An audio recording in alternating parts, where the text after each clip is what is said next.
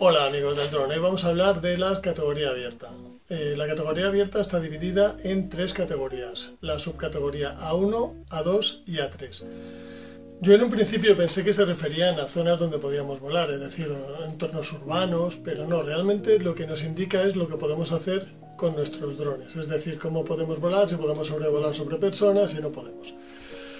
En categoría abierta siempre está prohibido volar sobre concentraciones de personas. En la subcategoría A1 podemos volar sobre personas no participantes, pero nunca tienen que ser el objeto de nuestro vuelo ni de nuestras grabaciones, sobre todo por la Ley de Protección de Datos y por evitar un posible riesgo de caída sobre esta persona. Es decir, podemos sobrevolar a alguien que pasa por debajo de nuestro dron, pero intentar estar el menor tiempo posible sobre él.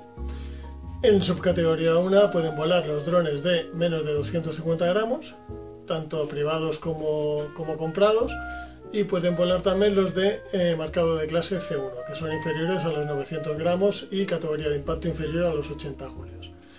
Y luego en la transitoria, sin marcado de clase, también pueden volar en subcategoría 1 los drones que pesen menos de 500 gramos. Por ejemplo, en mi caso, el Echain X4 que tengo yo, pues podría volar en subcategoría A1.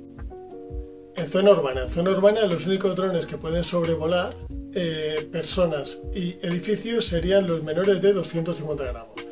Y siempre tiene que ser a una altura máxima de 20 metros de altura y siempre dentro del alcance visual del piloto, es decir, no podemos dejar de ver el dron. Podemos sobrevolar personas no participantes el menor tiempo posible, pero solo en el caso del C0 o un dron con un peso inferior a los 250 gramos. Si el dron tiene el marcado de clase C1, es decir, menos de 900 gramos, tampoco podrá sobrevolar personas no participantes. En subcategoría A2 podremos volar con drones de marcado de clase C2 con un peso inferior a los 4 kilos y en transitorio con drones con un peso inferior a los 2 kilos. La diferencia que hay entre ellos es que el marcado C2 se puede volar a una distancia de 30 metros de personas no participantes y en el transitorio los drones inferiores a 2 kilos tienen que mantener siempre una distancia mínima de 50 metros de distancia.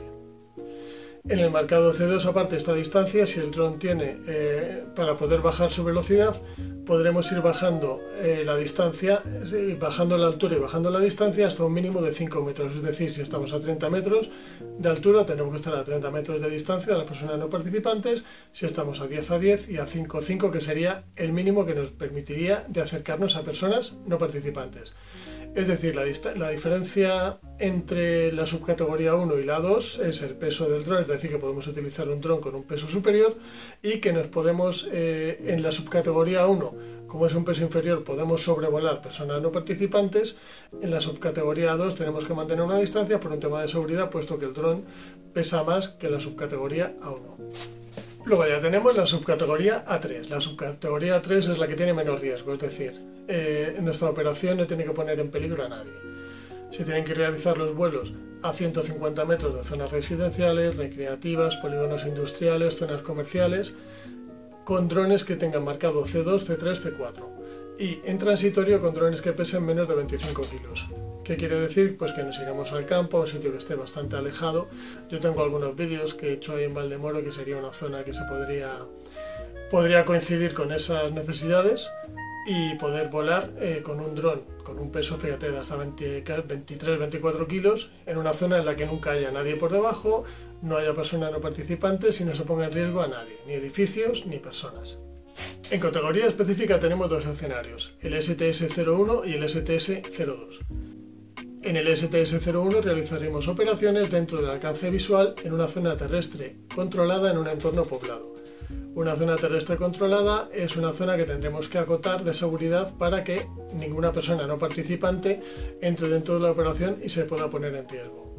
Para realizar estas operaciones tendremos que tener nuestro registro de operador de UAS, nuestra declaración responsable en AESA del escenario STS-01, un manual de operaciones, nuestro certificado de piloto STS, una información al Ministerio del Interior con un mínimo de 10 días de antelación y, dependiendo del lugar en el que estemos volando, coordinarnos con quien sea necesario. La altura de vuelo será como máximo 120 metros y horizontalmente podremos separar el UAS como máximo 100 metros de distancia. Luego tenemos el escenario STS-S02. en el que no es dentro del alcance visual. Tendremos que ayudarnos de observadores del espacio aéreo. Fuera del alcance visual, con ayuda de observadores del espacio aéreo y en un entorno poco poblado. En estas operaciones tendremos que tener nuestro registro como operador de UAS, tendremos que hacer nuestra declaración responsable en AESA del STS ES02, tendremos que tener nuestro manual de operaciones, nuestro certificado de pilotos STS02, un NOTAM dependiendo de la altura. Si es superior a los 60 metros tendremos que registrar un NOTAM, un aviso aeronáutico, proveedores que sean necesarios dependiendo del lugar en el que estemos volando. La altura máxima para operaciones en STS02 son 100 metros de altura. Y tanto el despegue como el aterrizaje siempre tienen que ser en VLOS, es decir, dentro del alcance visual del piloto. La altura máxima del vuelo será de 100 metros y se tendrá que hacer en una zona terrestre controlada. La distancia máxima de vuelo será de 1 kilómetro y si tenemos observadores con un máximo de 2 kilómetros, habiendo una distancia entre observadores como máximo de 1 kilómetro y teniendo ellos una manera de poder comunicarse, es decir, un walkie-talkie o de alguna manera que se puedan comunicar vía teléfono móvil o algo, pero que tengan comunicación para poder avisar de posibles peligros. Y para realizar la operación tiene que haber una visibilidad mínima de 5 kilómetros de distancia.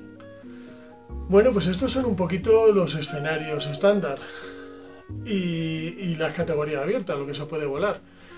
Para poder volar en categoría abierta, tanto en A1 como en A3, tenemos que tener nuestro certificado de piloto A1 A3. En categoría A2 tenemos que tener el certificado A2 y para volar en STS, en escenarios estándar, pues tenemos que tener el STS01 y el STS02 para categoría específica. Espero que os haya podido solventar alguna duda, pues yo al principio no entendía bien el tema de la 1, pensaba que la 1 era entorno urbano y no, siempre nos referimos a los pesos y a lo que ocurre en la operación, es decir, lo que podemos hacer y lo que no, sobrevuelo de personas, de edificios, etc. Bueno, pues nada, un saludo para todos, espero que os haya gustado y nada, suscribiros. Un abrazo y buenos cielos.